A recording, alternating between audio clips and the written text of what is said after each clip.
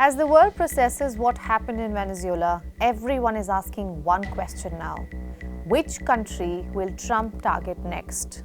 Is an attack on Colombia now on the table? Or what about Iran? Or Greenland? How is anything of this putting America first? Someone asked the US president too. Not only did he not deny it, he fueled the fire. Now, we have a very sick neighbor. It's not a neighbor, but it's close to a neighbor. And that's Venezuela. It's very sick. Colombia is very sick too, run by a sick man who likes making cocaine and selling it to the United States. And he's not going to be doing it very long, let me tell you. There will be an operation by the U.S. It sounds good to me. Yeah.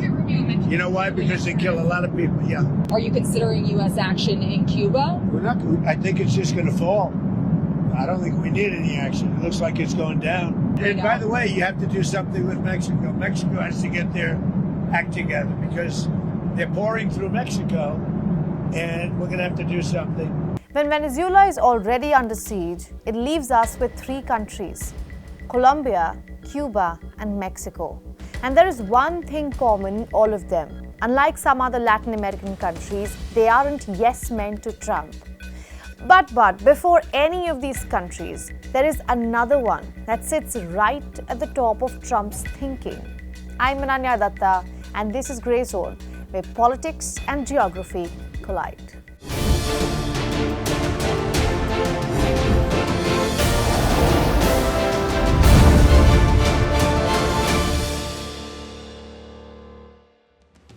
Trump first discussed the idea of buying Greenland in 2019 in his first term, a proposal that was laughed at and rejected by Prime Minister Mette Frederiksen. The issue sparked a small diplomatic row at the time, with Trump cancelling a planned trip to Denmark. But since coming to power this time, his rhetoric towards Greenland has been hostile to say the least. Well, we need Greenland for national security purposes. I've been told that for a long time, long before I even ran. I mean, people have been talking about it for a long time. It was all talk till this weekend. Suddenly, a timeline has been put to place for Greenland. Something will happen in 20 days. We'll worry about Greenland in about 2 months. Let's talk about Greenland in 20 days. On Venezuela, we talk so much about energy. By the way, I will say this about Greenland. We need Greenland from a national security situation. It's so strategic. Right now, Greenland is covered with Russian and Chinese ships all over the place. Greenland is an autonomous region within the Danish kingdom. It roughly has a population of 55,000 and sits over 3,000 kilometers northeast of the United States. It strategically straddles the North Atlantic and is a gateway to the Arctic. And this tells you the first reason Trump wants Greenland: geography. The Arctic is changing very fast. As polar ice melts, new shipping routes are opening, military access is expanding, and competition is intensifying. And this is what Trump is referring to when he says that Greenland is covered with Russian and Chinese ships all over the place. Second is minerals. Greenland is rich in rare earth minerals, which are essential for everything: smartphones, electric vehicles, military hardware, pretty much everything. Right now, China dominates this sector, producing more than next 7 countries combined. So through Greenland, the US is looking for leverage. It has also been realized that there are many unexplored resources on the Arctic region, Greenland. We are talking about oil, we are talking about gas, we are talking about rare kinds of earth. We are talking about minerals we need for our industry and for our societies.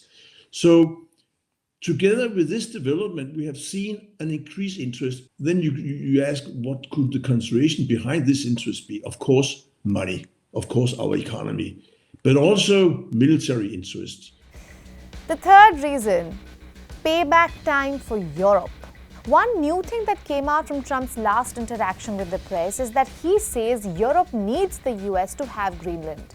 I just say this: we need Greenland from the standpoint of national security, and the European Union needs us to have it, and they know that. This power dynamics puts NATO in jeopardy. Back in 1949, when the Transatlantic Military Alliance was formed, nobody would have guessed that the US would even think of attacking a fellow NATO country.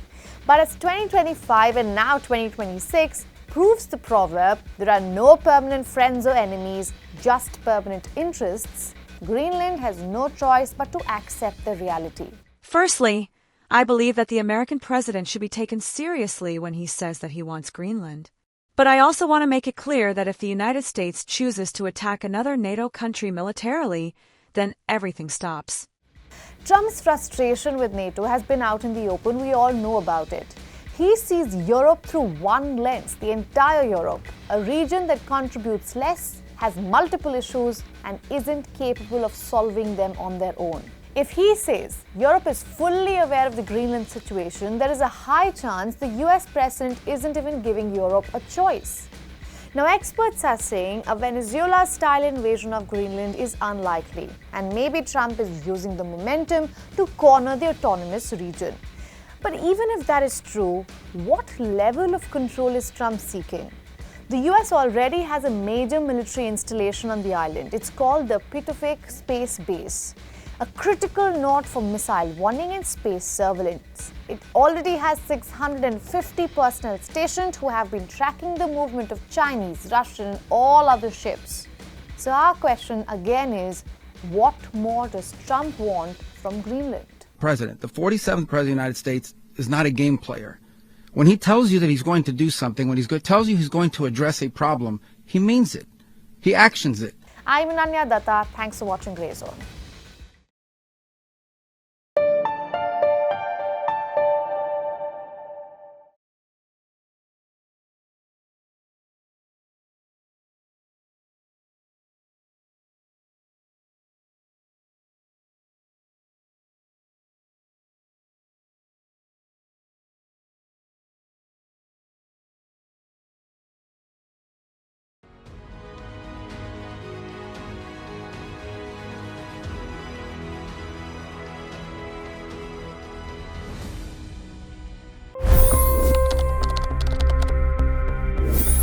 $25 crore गरीब गरीबी को परास्त करके बाहर निकले।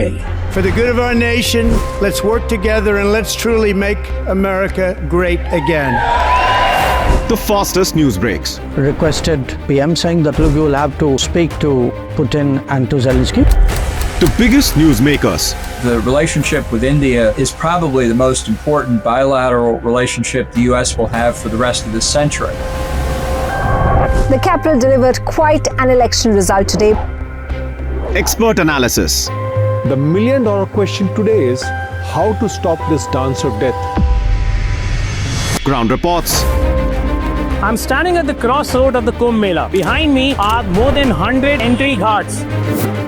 Long-form interviews. Exclusionary politics is reflected in Manipur case as well. You don't bother because this is a small state.